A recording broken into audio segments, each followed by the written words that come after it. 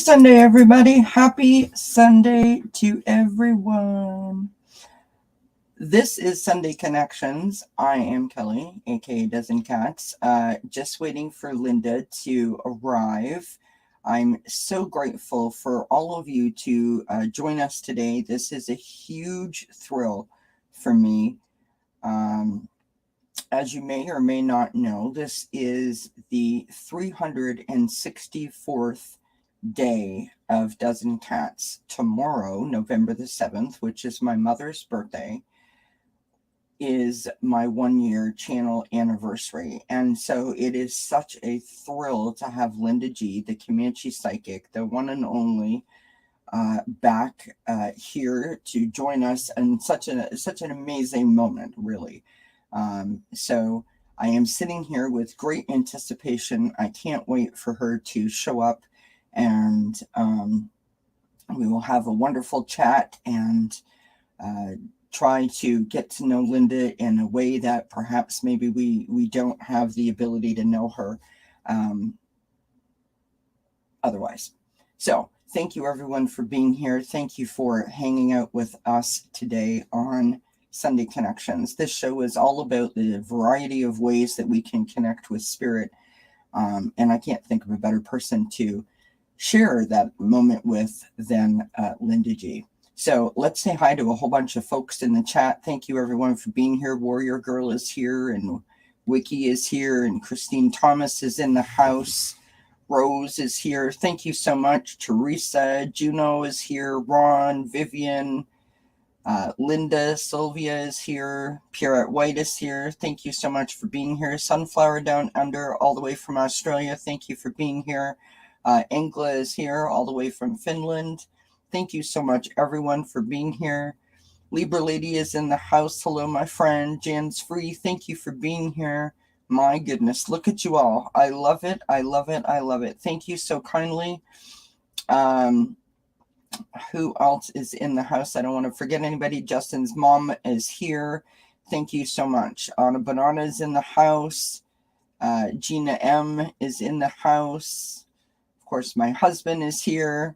And I appreciate, I want to say, Anna Banana and Ron Unconditional Love and Allie from Heart and Soul Connected, because I haven't got the Almighty Community tab yet.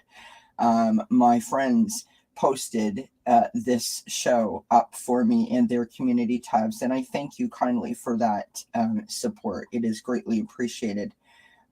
So thank you so much for that.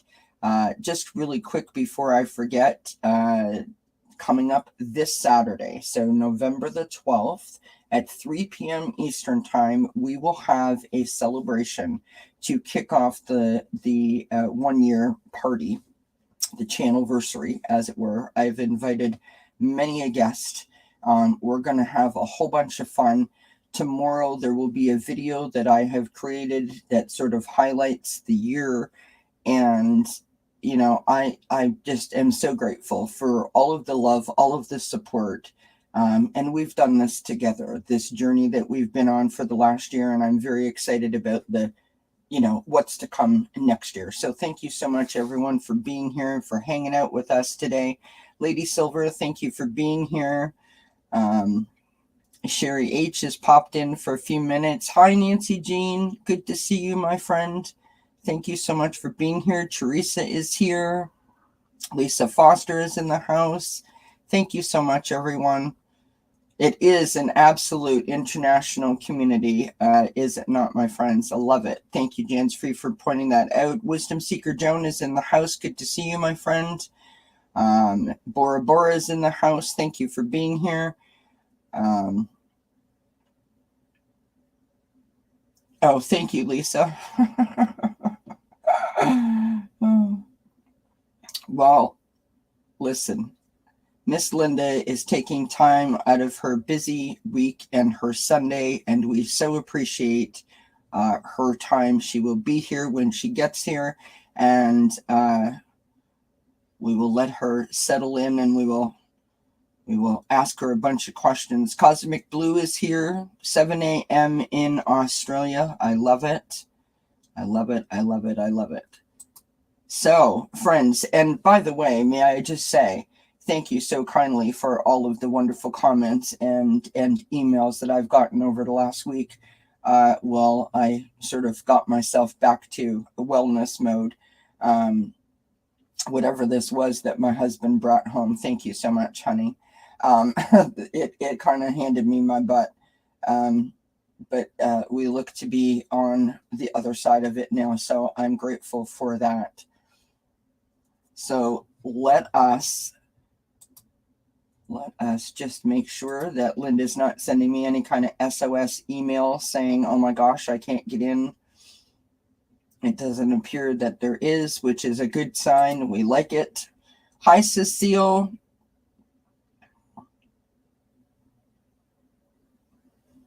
Yes, no, absolutely. Hi, Lucky Girl. Good to see you. Yeah, I'm just refreshing my page. I did send it to her yesterday. I will send it again. Bum, bum, bum, bum, bum. Bum, bum, bum, bum, bum. Bum, bum, bum, bum, bum. Bum, bum, bum, bum. Oh, and we have a beep. Hey, I'm so sorry. Yay!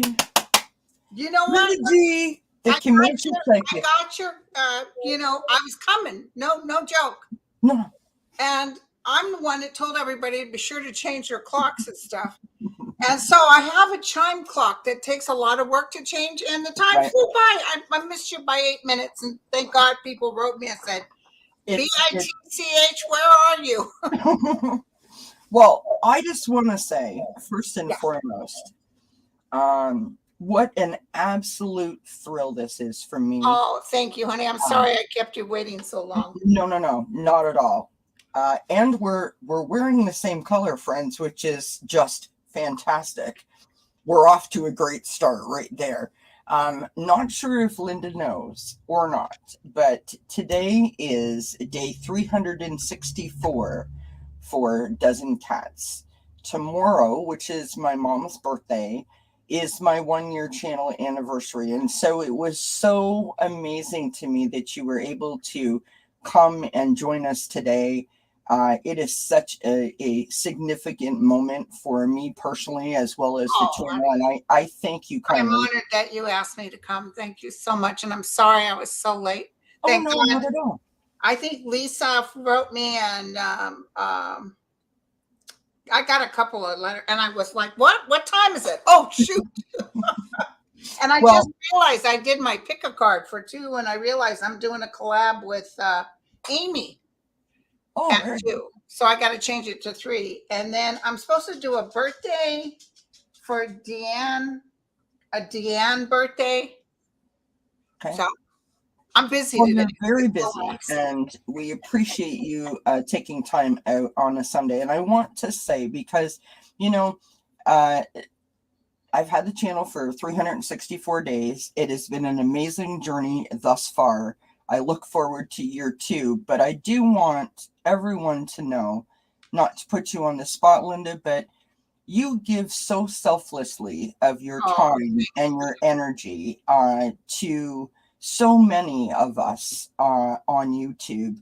I don't know how you do everything that you do in a day, in a week, in a month. I can't imagine, but it is greatly, greatly appreciated.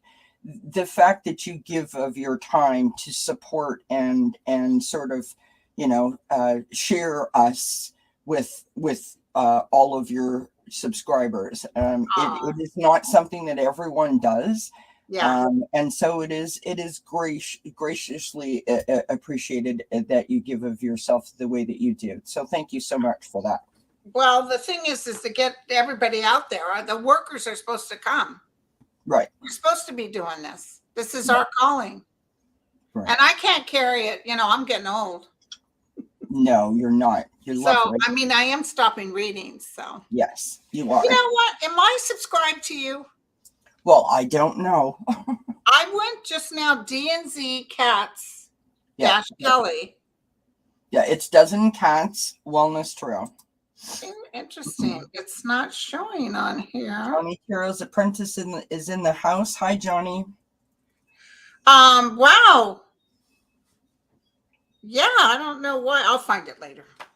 So I have this little thing that I do when we have a new guest, a first time guest at Dozen Cats. It's just a couple of little questions that I like to ask, which sort of breaks the ice and, you know, puts you right on the spot. You know how it goes. We like to do that. So if you're willing, the first question is, do you have a favorite tradition, something that you would like to share with us as you were growing up?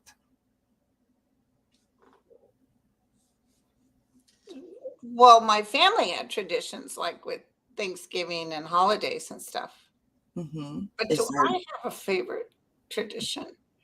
Growing up, not so much as I do now. I'm always in grace for what I have. You always have to stop and breathe and give grace.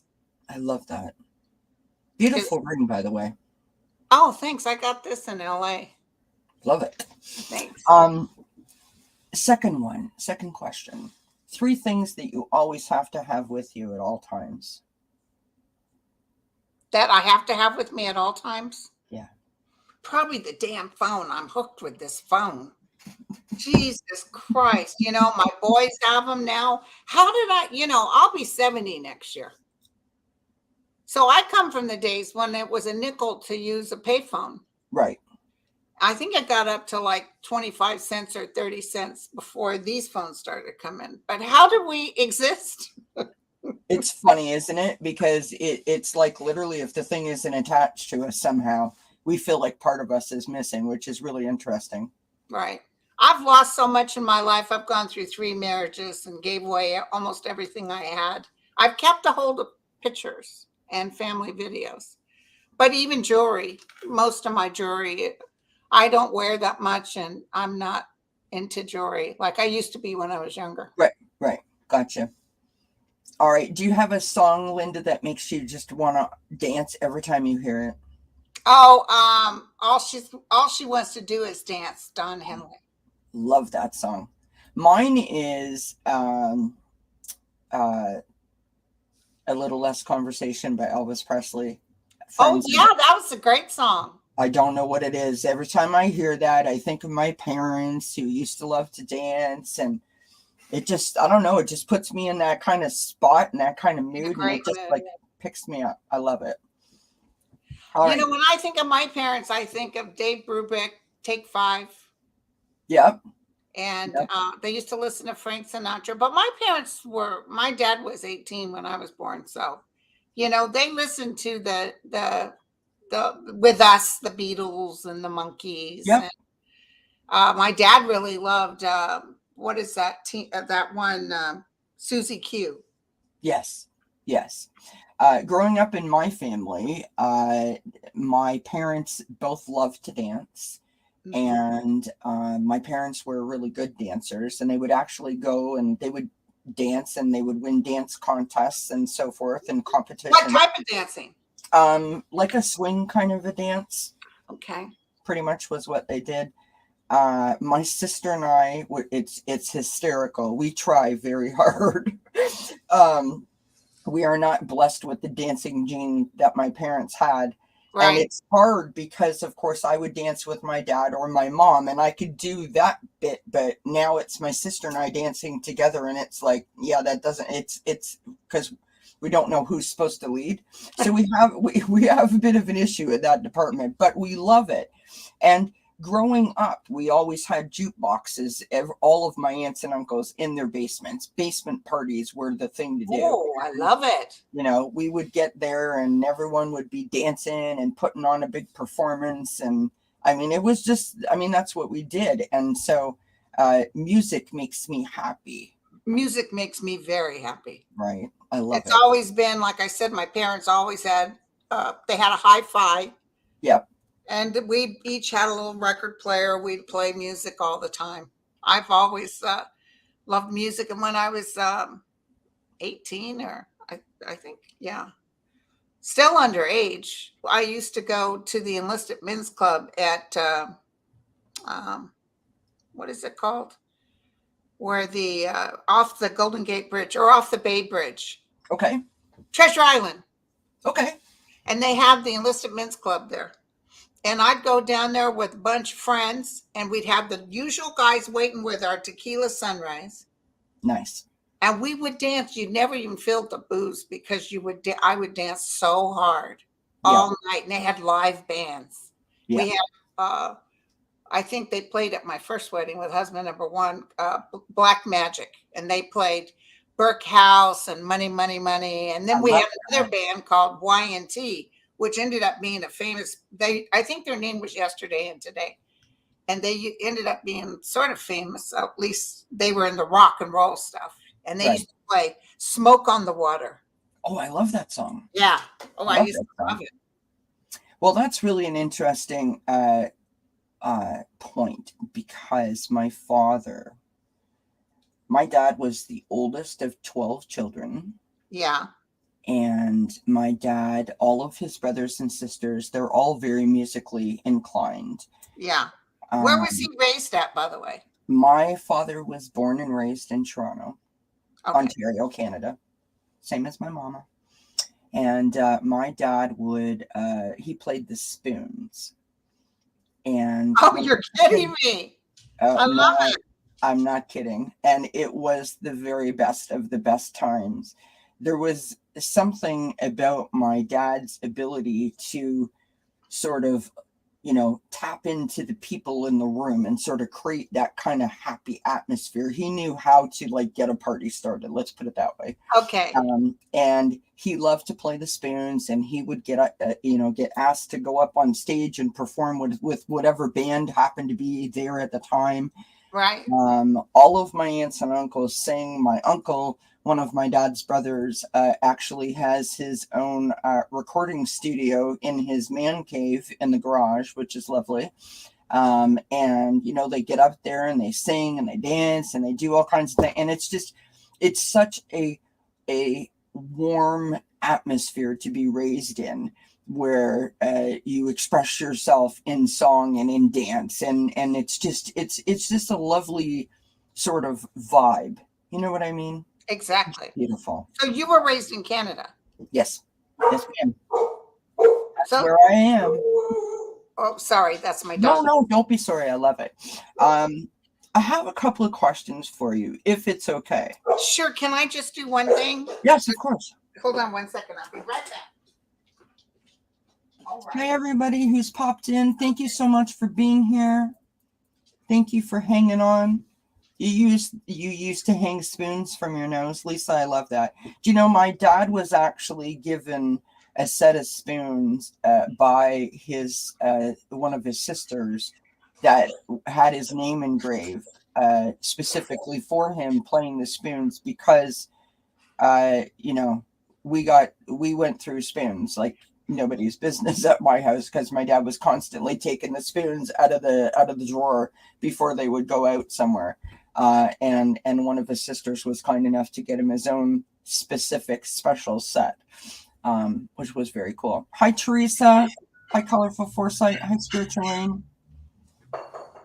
I don't want anyone to think that I've forgotten them. Hi, Rose. Hi, Sharon Sipe. Hi, Pierrette. I love that, Christine, that we share that. That's beautiful. Hi, Cecile. My dad actually taught me how to disco dance, believe it or not, friends. I'm telling all my secrets now.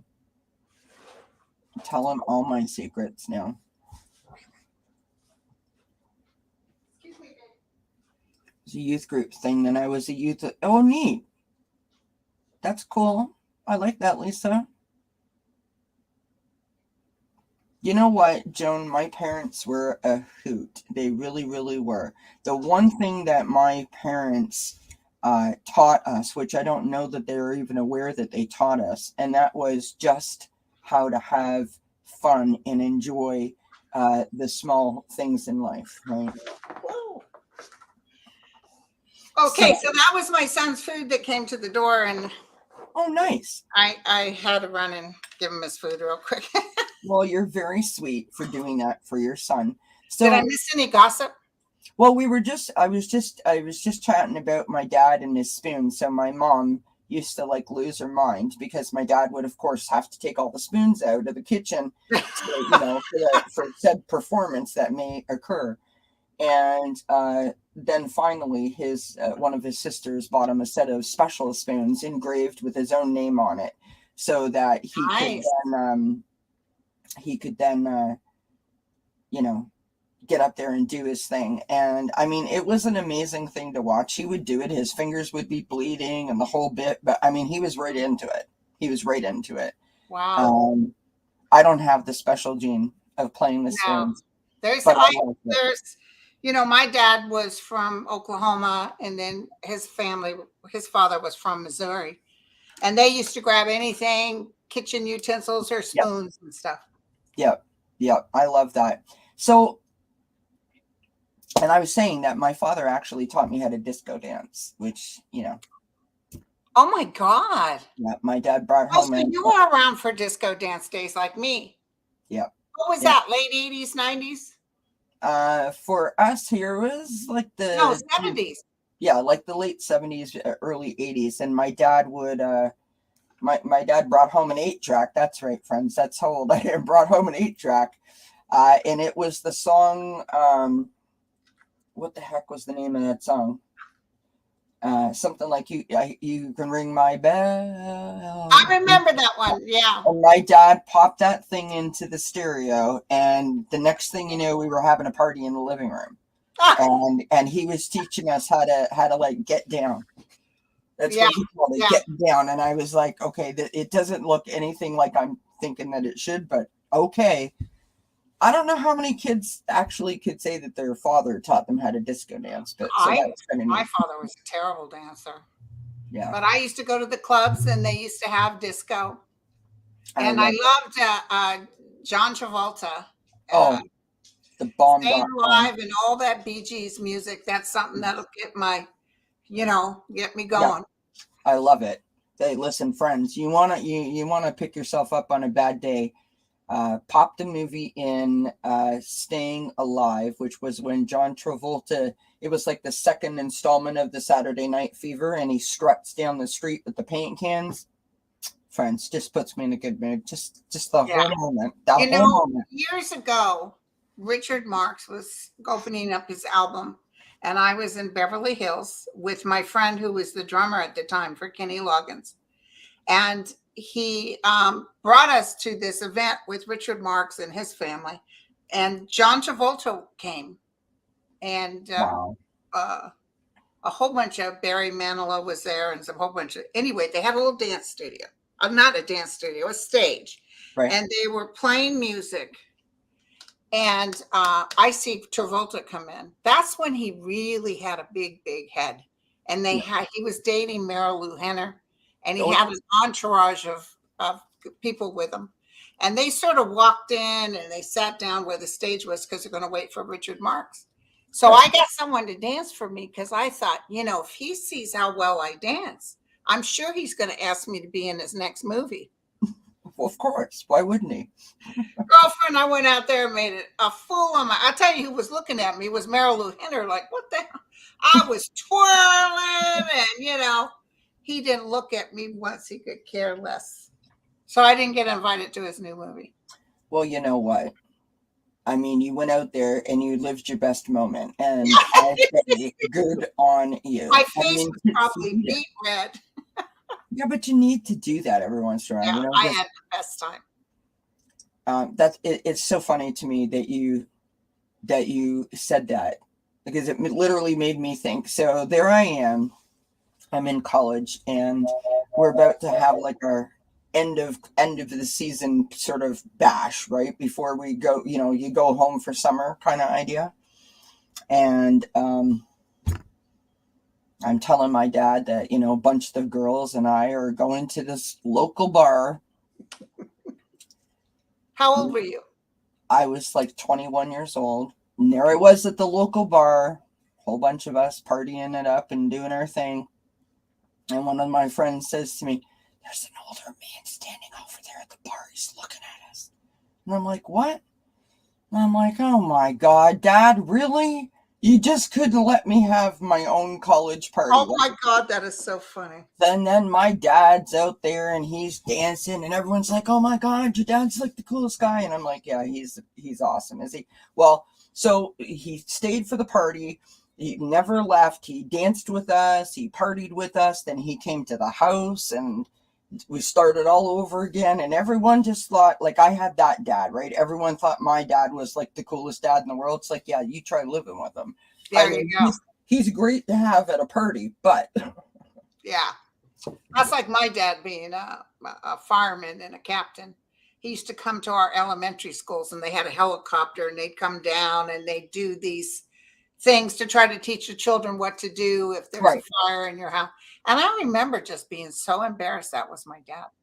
Yeah. Instead of being proud, that's my dad. I was like, oh dear God, I hope he doesn't acknowledge me. Isn't that weird how kids are? It's funny that you say that because when it comes to our parents, in that moment, I think that there's still the apple of your eye. Yeah. But it's like, oh, and I don't know why we do that. I don't know why I that's don't know our why initial kids get reaction. so embarrassed. I love But I to. went out of my way to embarrass my daughter. Oh, So did she you? was like, Mom, I would just yell, that's how. All we had to do that to our mom was to tell our mom that she just did something that reminded us of our grandmother, her mom. And then mom had something to say about that. She'd be like, I am nothing like my mother. It's like, ooh, ooh, ooh, ooh, we struck a nerve. We struck a nerve. So I have just a few interesting little questions that I would love to sort of have a conversation with you about, if it's okay. Okay. The first question I would love to know, and I apologize if I don't know this, and others do.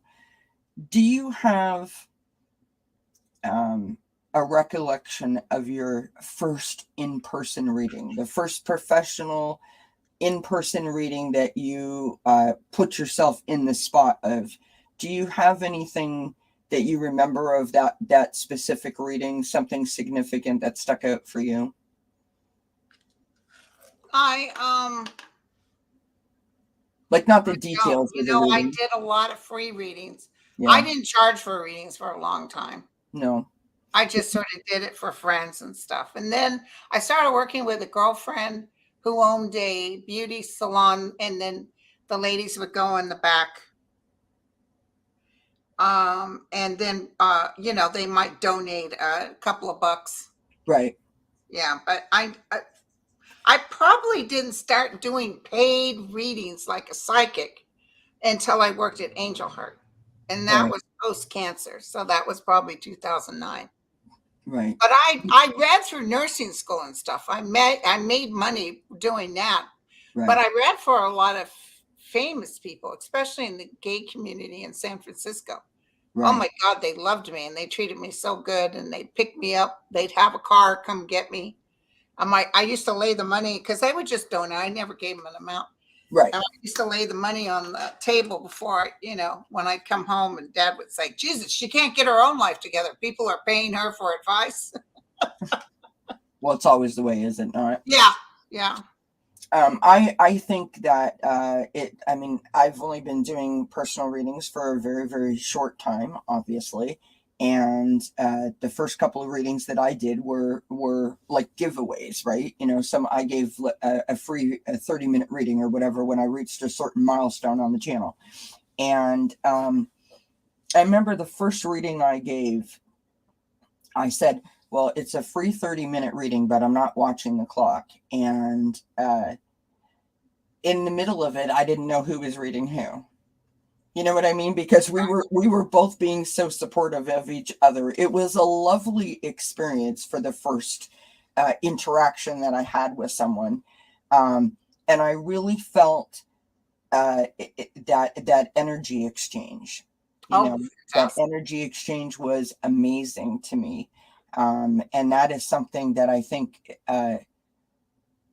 that I didn't give enough thought to beforehand. When I walked away from that, I was like, wow, that was electrifying. Like, that was really, really, truly amazing.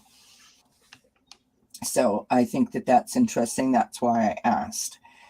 Do you have something that you do to prepare for a reading? No. No, I just have to be in total quiet. Just, right. if I can get 10 minutes of total silence. And then when I read them, that's when ba-bing, ba-bing, I get all the hits. Right. I don't try to think about them. I used to be nervous because I was nervous about being wrong. Right. And that's the worst thing you can do. You just got to go with the flow. Yes. I believe that, like, for me personally, so, and I'm not in any way comparing myself to you, I'm just saying the process. Right. So, my story really quick is that my mother died. The day after my mom died, we found out our father was terminal. And somewhere. How old was your mother, if you don't mind me asking? My mom was 69 when she passed. And somewhere in between my father's illness and his passing, I developed anxiety, panic disorder, and depression. And I spent the next 10 years struggling, literally struggling. I locked myself in my house for fears that were so debilitating that I literally felt like I couldn't leave my home. I wasn't safe. Jesus Christ. And I'm working on that. I'm still working on that. Is that past life related, by the way? Some of it has come out that there is a few tie-ins to past life. I think you had some sort of past life. I would know because I'm not a past life reader, but while you were talking, I heard past life. Yeah. It's so I came to this community, broken. And it wasn't until I started going into different chats and feeling the love and the support from the people in the chat. Absolutely wonderful. They are so supportive and so uplifting and really all encompassing. You can literally feel the arms sort of going around you. Yeah. And they picked me up, and I guess I was at the phase where I was ready to listen. Yeah. And I had never used an oracle card. I had never used a tarot card. I didn't know. I mean, I knew. You know you had the gift. I didn't. I was asked to go on with Allie from Heart and Soul Connected, and I talked about my story, which was fitting in a particular segment that she was doing called Fascism in a Time. No, what was it called? Resilience in a Time of Fascism and Plague. And so I talked about my story, and it was interesting at that time because everyone was being locked up and isolated, and all of a sudden I felt normal because now everyone was doing what I was doing. Right. And I didn't stick out like a sore thumb like I had been prior. And in that moment on that show, receiving so much love and support and encouragement that my story was meaningful to other people, and that people were saying to me that, I could help. And I thought, oh, okay. And then they said, you should start a channel. And I thought, oh, okay. So I did. Okay. And here I am. And I fought the whole, I don't know how it's happening. I mean, you said Bob, and then I pulled a card and it said Bob. I don't know why that happened. It just did. It's the weirdest thing. Isn't that funny, you guys? Ha! And I kept doing that, but I wasn't getting it. Right. And then Nancy Jean from Nancy Jean's Garden was kind enough to teach me some tarot lessons, or give me some tarot lessons. And it kept happening, and it was happening more and more and more. And I was like, there is something going on here. I don't know what it is. And everybody else saw something in you. Right. They saw that you had the gift. Yeah. And everyone was saying things like, no, but you are a reader. And I'm like, okay. And so the point where I was going with all of that is I always felt that I knew things before, but I didn't quite know how I knew them.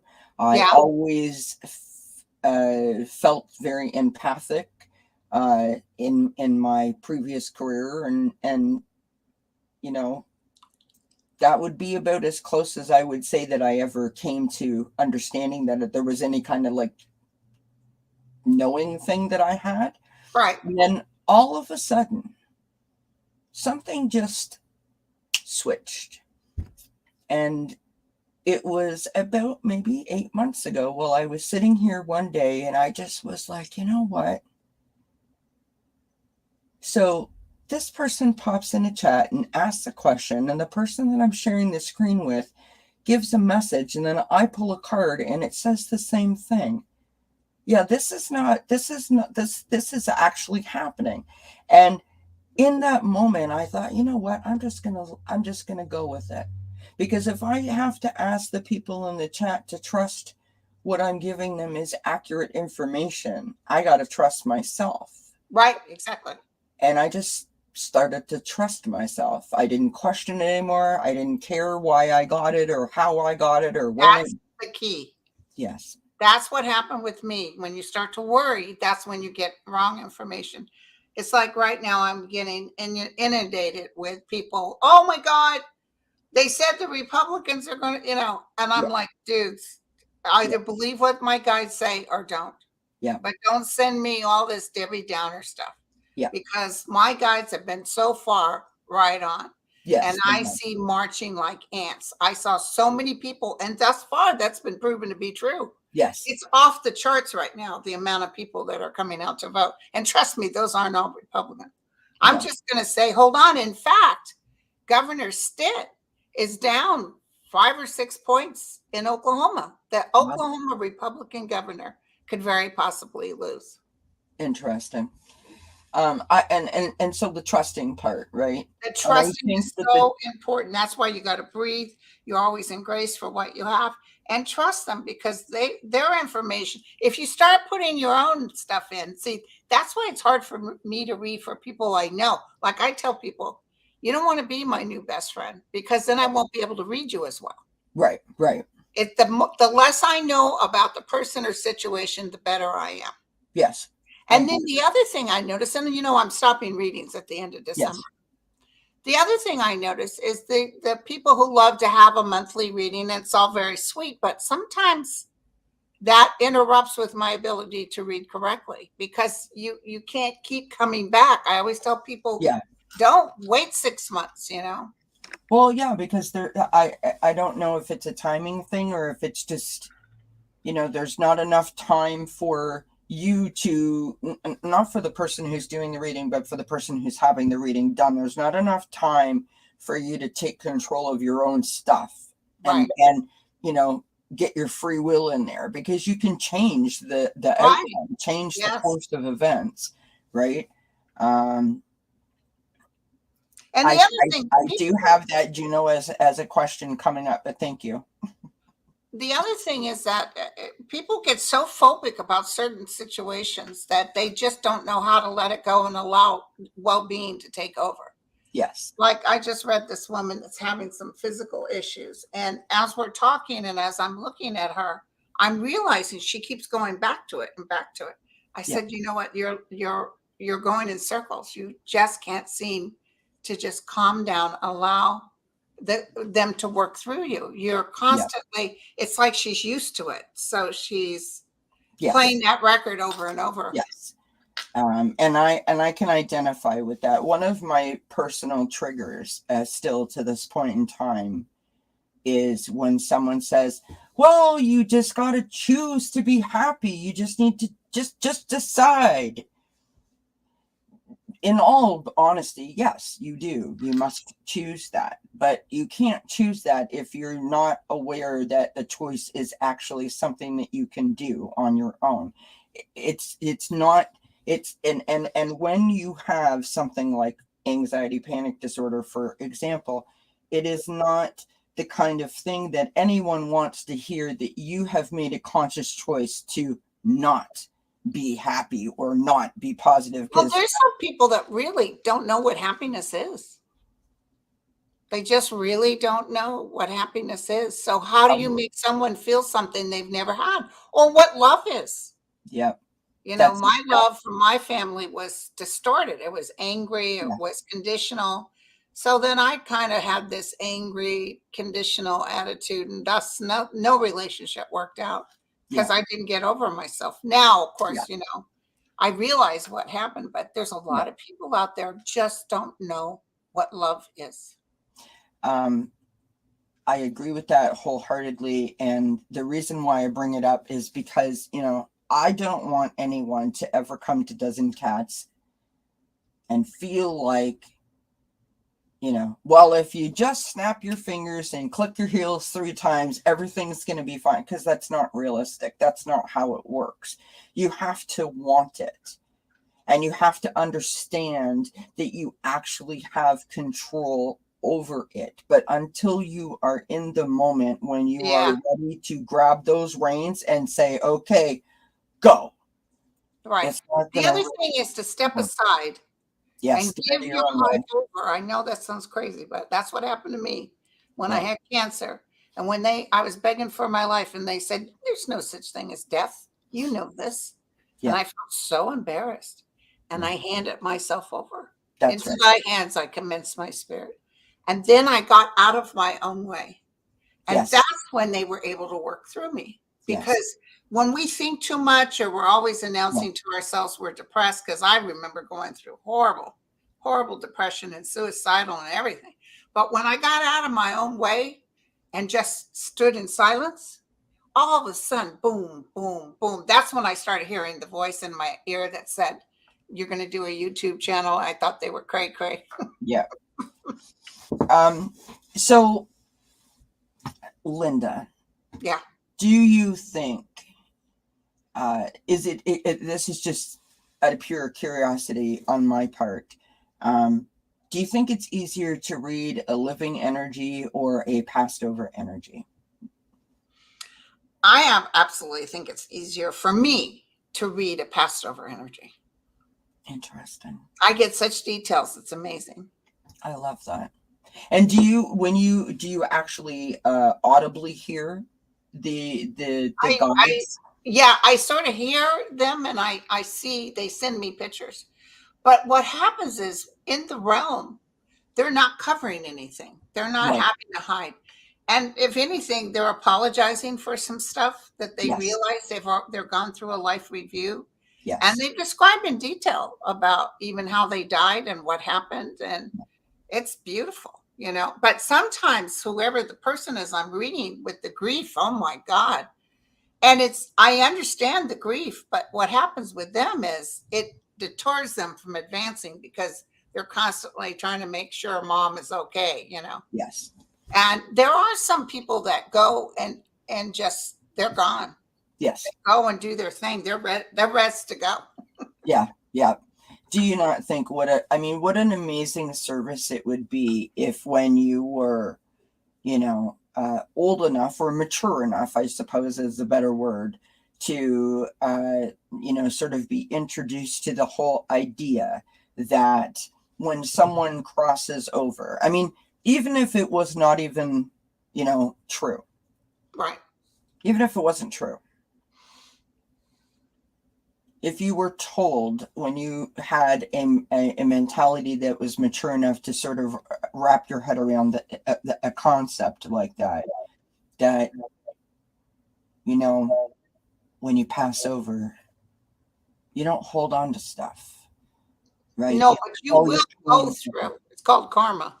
Yeah. And You I will think go that, through any wrongdoing you did to others, even if it wasn't out loud, even if in your mind you were constantly judging. Because yeah, we as Americans, especially, you know, after Diana died, I stopped watching that yeah, yeah, crazy talking about celebrities and stuff. But yeah. um, you will have to feel what that person felt. Yes. And I think it's important, if we were growing up and we were told those things, like I said, when you were, mentally mature enough to sort of like understand what that meant, we could have all saved ourselves so much grief and turmoil and I personally see and know so many people that have been so, like, their lives have been placed on hold because this pain is so raw and so fragile to them that, like, their edges are exposed, and it's hurtful. You know what I mean? Yeah. To watch someone suffer in such a way that really isn't necessary. Right. And those that have crossed even the suicides, in Yes. that paradise they're in, that all encompassing, omnipresent love. Yes. It is just like I tell people, if I could bottle up what I'm feeling from your father on the other side, the love, Yeah. you wouldn't worry 1 second. You would not care. You would know he's fine. Yes. And Absolutely. so it's overwhelming. And it's like, I kind of get high when I read on the other side because Yes. it's so beautiful. Yeah, I love that. I've not really dabbled in the whole mediumship, psychic thing. I did go to a couple of classes, the behind the scenes practice kind of groups that we have, which are lovely. If you have the ability to join in an exercise like that, just to try it on for size. Right. And I'd never done anything like that before. And it was like, okay, so go. And I was like, what? There's no preparation. There's no, like, there's got to be a textbook, right? Anyway, so there I was. And I got my exercise and I got the person's name. And I'm like, okay.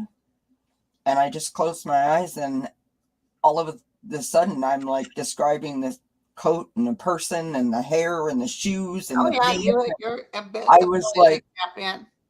what in the hell is And you know what? That's cool because you're going in wide open. You're allowing whatever's supposed to happen. Your ego has been set aside. You're telling the higher powers, whatever. That's what I did. Whatever. They told me I was going to do YouTube.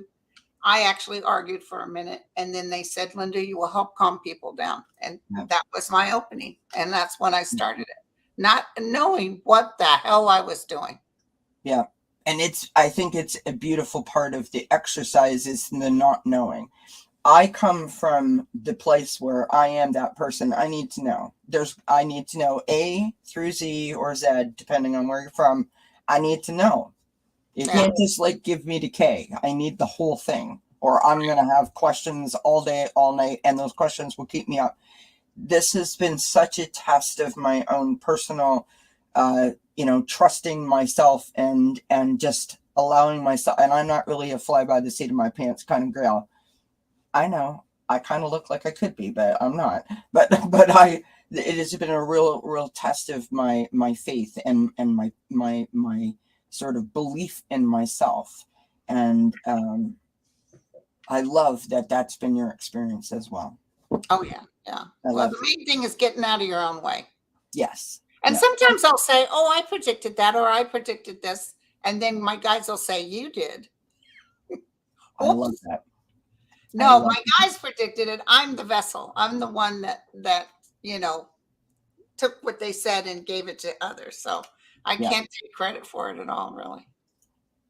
Well, I think that you deserve a lot of credit because you, as I said in the beginning, you give of yourself selflessly, and you show up and you are always putting out the same message, and that is to love yourself, to care enough about yourself, to mostly it's get out of your own way, because we as human beings, we're never going to get it all right. We're never going to get it all done.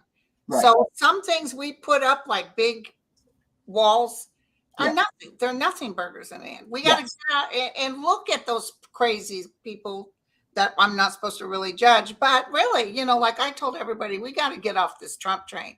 No more. He's an idiot. He's this, he's that. Because in the end, it does nothing for us and it doesn't hurt him. Absolutely. Let him. I'm telling you, my guides have told me he's going to fall. Yeah. So well, I mean, he has to. There's really no other way for him to go, or no other place for him to go. But just get out of your own way. If you find yourself obsessing or starting to get anxious, those are human traits that go through. They're like barometers in our system. Absolutely. But allow well-being. Just tell them, listen, I'm not quite sure how to do this. Just tell them. Yes. I just want to know, help me find my dream or myself or my love or whatever. Yes. Ask them to help and be grateful what you do have. Bada bing, bada boom. It happens. Yes. I love that. So that leads me to my next question. My next question is, you're always telling us in all of your lives, to want the most benevolent outcome.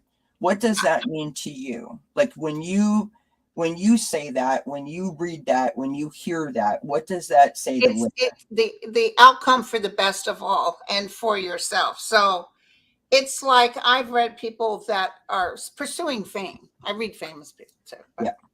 Okay, so their focus is on what other people are thinking and how can I achieve fame.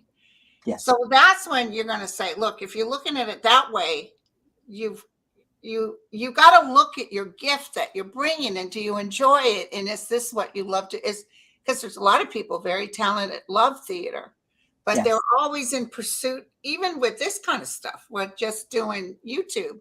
People are in pursuit of numbers and, who's watching and blah, blah, blah. The bottom line is if you love what you do, the rest will follow. Absolutely. The rest will follow. It's not about the numbers because, like, I just hit 55,000. But wow, that's amazing. Congratulations. But, I didn't even notice the numbers. I didn't even know you could monetize till I was thousands of people in. Wow. My son said, Mom, you can monetize. I said, what? Yeah. But I'm overwhelmed that more people still subscribe, because I was happy with what I had, 10,000 or whatever, and it just kept going. And I thought, oh my God. So there must be something my guys are doing right. Yes. Yes. Absolutely. So with the tensions being so high at this particular time as we approach, the midterms on the 8th, is there some kind of wise advice or perhaps a quote or a passage or even lyrics to a song that sort of sum up to you what the importance of this moment means? I can only tell you what my guides have shown me. Just like I knew when the Ukraine was going to get hit. It was total panic, I'm telling you. And I told you guys, I said, listen, it's going to be ugly. I saw a lot of death. I saw bombs. I saw everything. And they didn't give me a break on that. They just told me, okay. So I trust them. When we started talking about midterms, all of a sudden I got the hit, and it was ants. Yes. Ants who go through everything, who build their own bridges to get through things. Yes. And then they showed me McConnell's face and McCarthy's face. McConnell had that look like when McLean did this. He had that look like, I'm done. I'm going to get out of here. And then McCarthy hides. He's going to hide. Yeah. I can only tell you, and hey, there's always the possibility I'm totally wrong, but thus far I trust them because they've been pretty good about what they say. Right. And, I don't get 100%, but my friend who's in politics said with the last one in 2020, I was at 96%. So she said, Linda, your calls are pretty good. So I'm going to tell you, I can only tell you what they say. And I totally trust them because I don't get that panic feeling. If it was going to be bad, I'll tell you who's trying to give us the panic feeling is the news media. Yes. The news media is blowing smoke up our rears. They do it for money. Like they wouldn't let Trump go. He lost, for Christ's sakes. And then they keep going on and on. 100%. Like they want to feed the fear. This morning, I caught a clip on CNN, like on YouTube, and they were talking about Clinton was out on the campaign trail, and Biden was out, and Obama was out, and Fetterman, and Oprah's message, and all of these things. But yet, what was the thing they kept playing? Donald Trump standing in front of his plane last night, threatening or promising, depending on how you want to look at it, that, he's going to make some sort of, massive announcement and everyone's going to be happy. And I'm like, I Oh, mean, why, I mean, I live in Canada, so I don't care. I don't Um, care. I don't care. you know what I mean? Not going to ever be president again. No, but to your point, that's exactly what that was. And they want to get you fear-based. yes. Because he gives them commercials and money.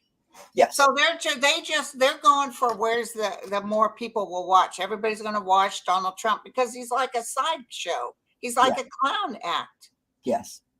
There's a lot of people who were Republicans who voted him in, and then they said, Barr told Trump, people are sick of your drama. He could never be happy. He was always complaining. He was always name calling.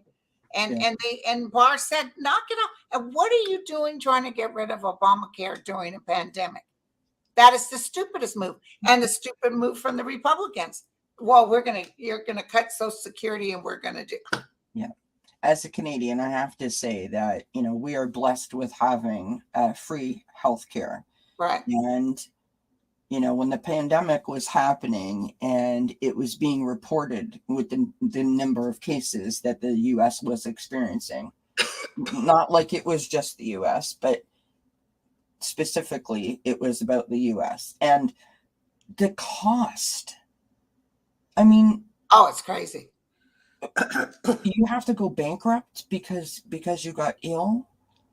I mean, and you know what's weird you is lose your home or you can't feed your kids. Like that fails my comprehension.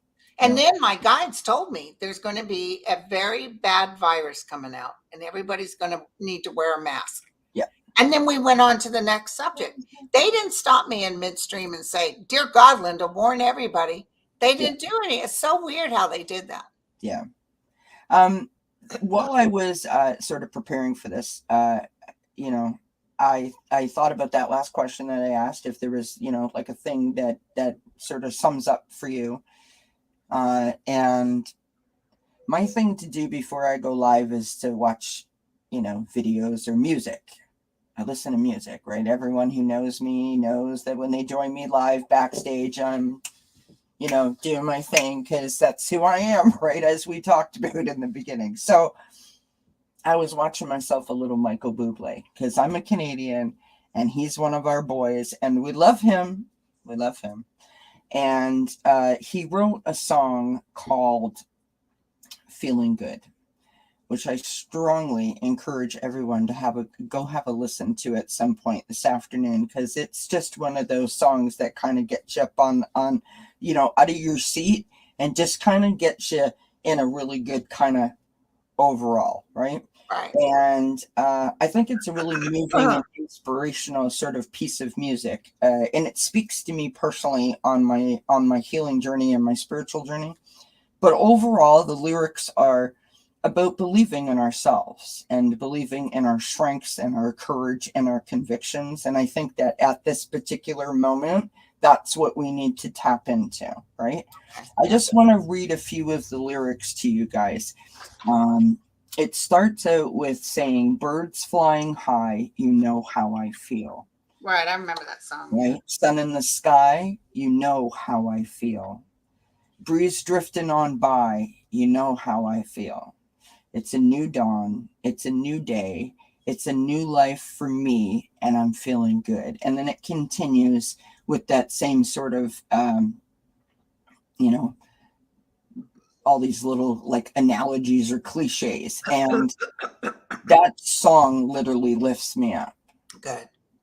Because when we take that moment and we step outside, one of my favorite things to suggest to people to do if they're feeling some sort of way, if you can walk outside, just even look out your window and just allow yourself to get really, really super quiet and take in all of the living things that are around you, all of those blessings, right? The birds and the little chipmunks chasing each other up and down a tree, or the the bees as they're trying to get the pollen from the flowers.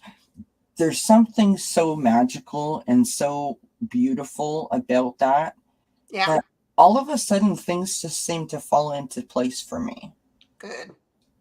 And I don't know if anyone else has that moment or has that experience, but I invite you to try it, because I think it sort of like puts it all into perspective in a really, really quick way, right? Yeah, that I tell people to get barefoot and plant your feet on the ground I love it. and wait I for love it it. and your connection to source. I love it. Miss Linda, this has been an Thank you. absolutely fascinating conversation. I could literally talk to you all day, which I'm sure that many a person has said to you. Um, Yeah. I got another person to do, Amy. And then tonight's Deanne's birthday collab. there you go. Yeah. Well, Miss Linda, thank you. I mean, honestly, thank you, thank you, thank you. As I said, 364 days of being here on my little channel. This was such an absolute honor and a thrill that you came the day before my mama's birthday and the day before my 1 year channel anniversary. It means the world to me.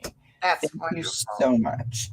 And thank you. And it was a delight meeting you. My mom's birthday was on the 10th of November. Nice. See Yeah. that? Scorpio mamas, you got to Scorpio watch mom. out. Yeah. Dad was a Scorpio too. He was November 3rd. So you see Wow. why I got that glitch that I do like that. Well, my father was a Libra, and Oh, my mama was a Scorpio. So some people are asking us to pick a card. Do you want to? Do you have a card that you can like throw out for us? oh, Just what is that for? What's pick a card like for? like just for the collective, like a card. Yeah, I don't Something. even have my cards with me. All right, I'll pull one. You pull one. This is I'm doing postcard. pick a card for my members later today. There you go. This is You postcards pick a from. card for the general things. Yeah, this is postcards from spirit. So you said that you're doing something for your members later on today. Yes, I do pick a card. There you go. All right, so this is our postcard from spirit. Lisa, Spirit Intuitive, is here and says make up a card, laughing my ass off.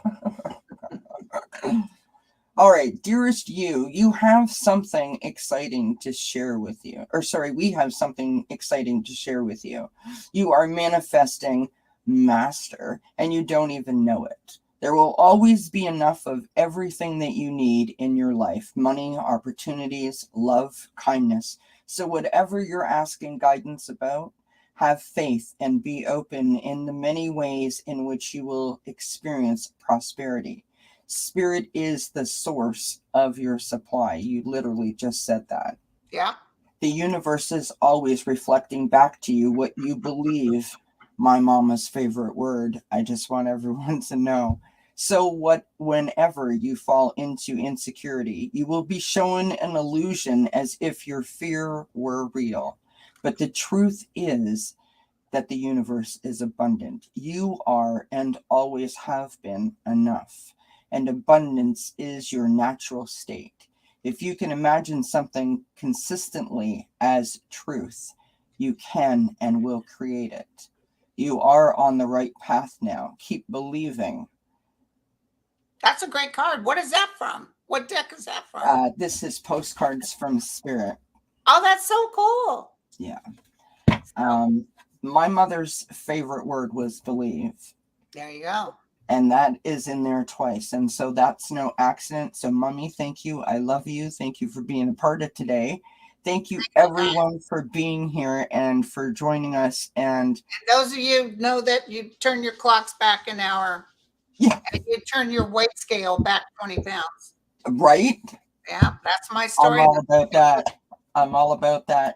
Linda, thank you so much. Thank you, so much. It was a delight meeting visit you. again sometime. And it was an honor being with you. Thank you, babe. Oh, thank you so much. All right, everybody, have a wonderful Sunday and many blessings to you. Blessings. Bye.